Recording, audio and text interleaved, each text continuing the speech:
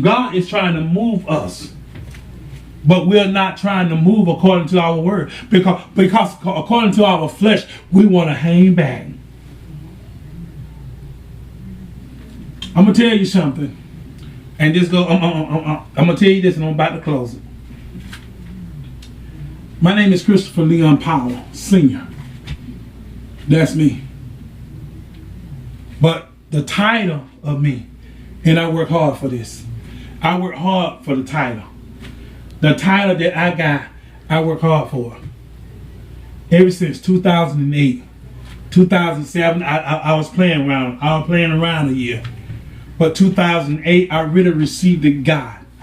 And I told God, for God I live, for God I will die. God showed me his true self one day when we was in a parking lot. And I told God, this is the truth. I told God to try me. Because I was reading the scripture. I was going by the scriptures in the Bible. And this was in Psalm. He said, I guess he was saying, try the spirit by the spirit.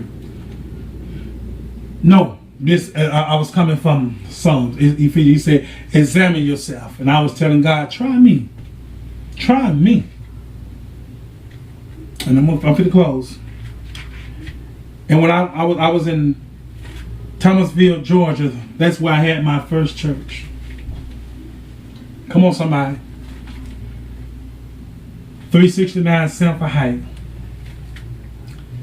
Bad Boys of Jesus Christ. They was on the road 24/7. That was Prophet Jeffrey Knight and Apostle Wallace Cooper. He was an apostle then. Bad Boys of Jesus Christ. That's what their name was. And they used to come to 369, Sanford Heights, 369 every day. They used to, every Wednesday we used to set up in the yard. Come on, somebody, now listen, I'm for to educate you. I'm for to tell you some things. Now, when you know that God is real, we would stand in the trailer, 369 Sanford Heights. I'll never forget that trailer. We had service in our living room. We had one side go that way, go to the kitchen, and this side right here go to the kitchen too. Meet off. And one night God was in that service. God said, some people are going to try you. I'm going to get them right. And in the process, in the middle of that service, God was telling me, it's time for you to stop playing with me and start receiving me like I said. I want you to be able to preach the word to the people. I want you to be able to show the people that I am real. I'm going to use you for an example, and I want you to be right. And in the midst of that service, I kept hearing that. And in the process of that, I was saying, Lord, I receive you, I receive you. I started crying, I started begging. I said, Lord, whatever it is that you want me to do, I will get my life straight. Let me tell you something now. Listen here now. I didn't have a job or nothing. I was working with Clifford Dunbar, just doing the odds and work. And I was helping a young lady with kids that had a lot of kids. I didn't understand what God was doing, but God was doing something magnificent in my life right then and there in that church, in that trade at the Sanford Heights, right there at Sanford Heights. He was doing something awesome in my life. He was blessing me. He was moving me.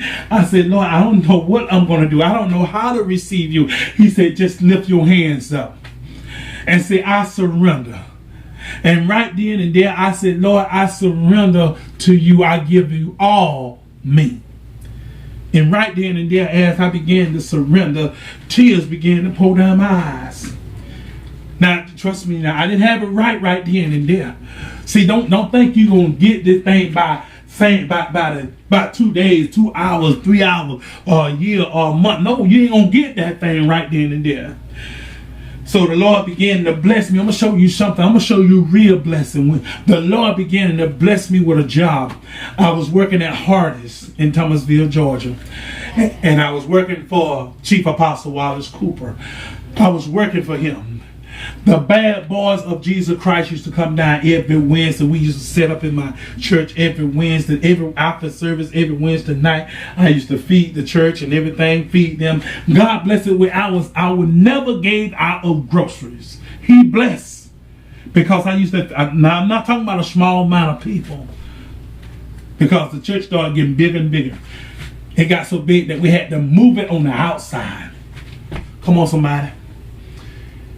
Now, I want to show you this blessing. Now, and you may think I'm lying, but you can call anybody. If you know some of these people here, you can call these people. And they will tell you the same thing I'm telling you right now. This is God. I know that God lives in me. I know that I am a man of God. I know this. All right, everything started going good for me. Then one day I just started letting things get regular again. I wanted to become another horse person again. Shh, you was that? Yes, me. I took my money. I went to the motel and I stayed. When my household wasn't happy. I wasn't happy. Took my money and spent my money at the motel, and I just didn't want to be around nobody anymore. And I just received God. I see, now that's where the devil came in and said, he ain't ready. I bet you. He was telling God, I guarantee you he ain't ready. Let me put my hands on him. Let me just touch him just a little bit. And the devil began to touch me. Some things my way that I liked it. I see, that's what the devil do. That's the job of the devil. That's the tricks of the devil. He will send what you love the most in your face. So, I got paid. I went to the motel. Apostle came looking for me. Nobody couldn't find me. I went to work. They asked me where y'all been. I know I was a man of God. Man, I went to work. I started acting funny. He said, we need to pray for you. I said, man, y'all ain't pray for me, pray for yourself. I'm good. See, that's when you know that the enemy came in when your saints start acting different than what they used to be. Okay, after all that, let me show you something now. That year I messed around. I played around. And now I got caught up in my mess. You hear me now? I said I got caught up in my mess. But God, but God. Hey, you listen to that word. I got caught up in my mess. But God. Now the church had called a meeting. I guess they were finna demote me or take me down or take my license or something. I don't know what was going on. But the flesh of me said, I'm not going to that meeting. The flesh of me said, I'd rather die than go anywhere. The flesh of me refused to listen to anybody. The flesh of me began to make phone calls, telling people where I am. That's the flesh. See, because the spirit, if that spirit of Chris would have kicked in, I would have went to that meeting. But the flesh kicked in. I'm tired of them picking on me. I'm tired of them calling me this hypocrite. I'm tired of them calling me this name. I'm tired of hearing this. So I went back to the church, where the church was, my house. It was where I stayed at 369. So I went back to the trader. At first I was puzzling, and now I was puzzling what I'm going to do. I refused to face each and every one of them. So if you don't believe me, it's between me and God in a way. God know my heart. I took 25 Devico pills. I was just taking them. The reason why I was taking them because I didn't want to live. See, people that want to commit suicide, they tell you they finna do it. Amen. But let me tell you something. I wanted to commit suicide. I wanted to die. Chief of Powell and Cooper, the Jacksons was there, and somebody else. They was all around that table. And No, I called Chief Apostle Cooper. I told him I love him. And I called Sister Gladys, the Pastor Gladys, and her husband. I told them I loved them. I was calling everybody. I called my mother and my father, told them I loved them. I didn't never say nothing else. I remember those things. I told them I loved them. Now I took those pills and I locked that door. I put that deadlock on my trailer. I locked it. But they can't get in. They couldn't get in that front door. They couldn't even get in with the key because I deadbolt. I locked the deadbolt. And I locked the windows down, locked the windows. And I pushed the chair in front of the door. And I said, Lord, it's time for me to go home. I took 25 of those pills, 500 milligrams. Now you add that up 25 times, 500. Because that's what them pills was. Each one of them pills was 500. Depakote. Those for seizures. Those are mental pills. Listen, I'm telling you, those were mental pills. And I told God, I said, God, it's my time. Now, when I woke up, they told me how. I didn't know how they found me. The man of God said he prayed and asked God to show him where I'm at. Chief Apostle Wallace Cooper. He prayed and God brought him where I was. Now, they told me that he prayed life back in the body.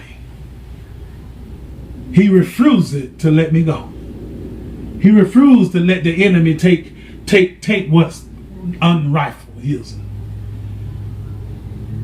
That's a miracle. Let me show you something else. And after that, I knew that God was real. I got my life together. I started walking for God and only God. That was back in 2010, 2009, something like that. I started walking my life back in for God. I'm 42 years old. 42. I want to share this testimony. I'm going to leave. I'm going to share this testimony. I'm 42 years old. And one day I didn't have my fine because I wasn't getting paid like I was supposed to. I thought, well, I was getting paid, but I was just taking the money and spending it other ways. And I didn't have my fine, my probation fee. I was on probation and parole. Let me show y'all something. Y'all looking at a miracle. You're looking at a blessing. I'm telling you this. You're looking at somebody that been through some things.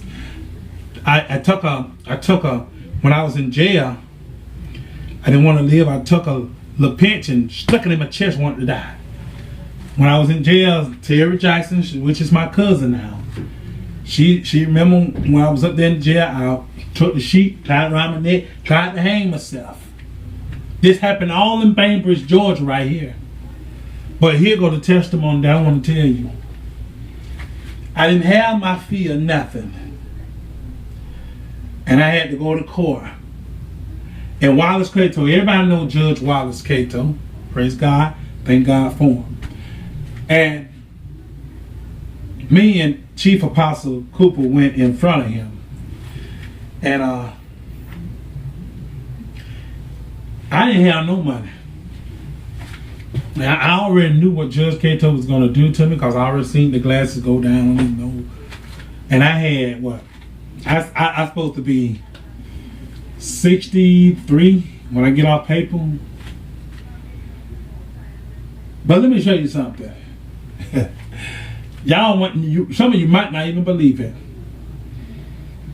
But when Chief Apostle Cooper was signing there and went in that courtroom with me, the man, Judge Wallace Cato, told him these things. That young man is lying to you. And he lied to himself and he lied to me. All we can do is just send him back over there and do the rest of the time. And then he said, since it's you, And you said he no change. You said he's a minister. Because I was a minister right then. I was a minister, not pastor, but I was a minister, Powell. Minister Powell. You say he's a minister. So I'm going to let him go back home with you. And trust me, I came back home. You know, God is still good. God was still working on me. And yes, I got in a little trouble again. But it wasn't, like I said, you know, little technical violation. I went back to him. And I just told him, I said, Judge Keto, I'm on the road now. I'm on the road for God. All I can do is just get locked up. And you know, Chief had left and went somewhere else. Then he had left. Yeah, he had left and went to South Carolina. And now here I am down here by myself. And so when he went to South Carolina, I decided to step out on my own. I became a full-time pastor. These happened years after. Don't forget that I went to Southwestern. I ain't gonna forget that I was in Southwestern. I've been all there. But God, this is what God is doing. This is how I tell you right now that God is a blessing. When you all talking about God, you're living in a shack, you're living in this, but let me tell you, sometimes God has to bring people down to get their attention. Let me show you something. When Chief Apostle Cooper went over there, I had got back in trouble because of the technical violation. I went in front of Cato. I said, Cato, sir, I'm going to be honest with you. I'm a full-time pastor. And here go my conditions. I showed him my license and everything. He couldn't believe it. He said, are you sure? I said, yes, sir. I'm right there in Jacksonville, Florida. That's where they pulled me at. That's why they brought me back, because I violated my probation by going to Jacksonville, Florida. I'm on probation and I'm on parole. And he said, how many more years you got left on probation? I said, I got about 20 more years on probation. How many more years you got left on parole? I said, I got about 10 of those. He said, so we're going to combine this together. What we're going to do, we're going to run this purge. And what I'm going to do, I'm going to clear each and everything right now. And don't you know, right now, I'm 42. I didn't supposed to come off of parole until I was 60-something years old. But God blessed it and let it came off early. That's why I be telling people, man, God can do it. That's why I say I can't get up here and preach like a lot of these preachers do. Only thing I can preach about is Chris. I can't preach about Susan over there or Ricky over here. Only thing I can preach about is Chris, because Chris knows him. You hear me? I know me. And ever since then, the bad boys of Jesus Christ, they still around. They still around. The bad boys of Jesus Christ. I'm one of them. That's our name. But the first one was Apostle Wallace and Prophet Knight. Those the first bunch. And I came on in. And the bad boys of Jesus Christ is still around. You just heard one of them go to Mississippi. Up there in Mississippi. He was up there. He preached a powerful service. They talked about it. They told me, one girl told me how it was to receive Christ for the first time. The Holy Ghost. So we're not bragging about what we do, because we know that God is able. You know why? Because we don't see the miracle work. We don't see miracles while the baby was in a lot of fluid. The doctor don't told the baby that baby wasn't gonna make it. We don't heard sissing sound while we was on the altar praying. I don't see some miracles in my life. So we got to get together, leaders. I'm one of them. I got to get myself together too, amen. I got to get myself together. I just want to share this testimony with y'all, because I'm supposed to be on probation and parole right now until I'm 63. But I'm 42 years old and I'm off probation and parole. I've been off of it. That's just a part of the testimony I want to tell. I've been off ever since I was 39 or 36, something like that. I don't know. I can't keep a count. But I don't had a church in Jacksonville. Thomasville I had 4 times. Had one in Albany. And now, where I'm going to go next, I'm here helping people. Because I believe in helping. Amen. I thank God for y'all. My time is up. God bless you.